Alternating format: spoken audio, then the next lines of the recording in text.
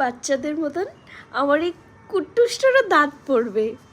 আমি সকালবেলার টাইমটা ওর সাথে স্পেন্ড করি, ওঠার পরে ওর সাথে একটু খেলাধুলা, একটু ওকে টাইম দিই, কারণ কি সারাদিনে কাজে কর্মে ওইভাবে ওকে টাইম দিয়ে আমি উঠতে পারি না।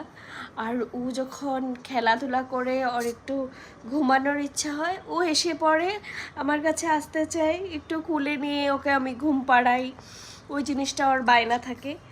আজকে তখনই ওর বডি পার্টসগুলো আমি একটু একটু চেক করি যে ও কোথাও ব্যথা পেলো কি না, বা কোথাও লেগেছে কি না, ওর হাত পায়েরগুলো ঠিক আছে কি না, মানে ক্র্যাকস বাগেরা পড়েছে কি না, যদি পড়ে থাকে আমি একটু তেল ম্যাসাজ করে দিই ওকে।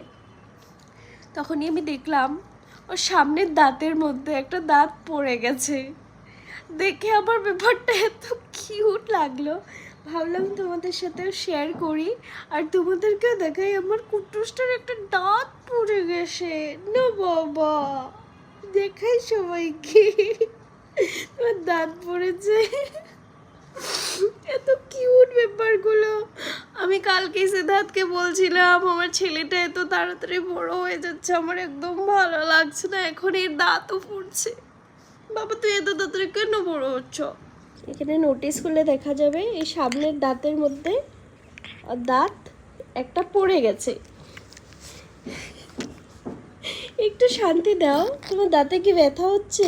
এই যে দেখা যাচ্ছে। হ্যাঁ, একটা দাঁত নেই, একটা দাঁত পড়ে গেছে তোমার, একটা দাঁত পড়ে গেছে।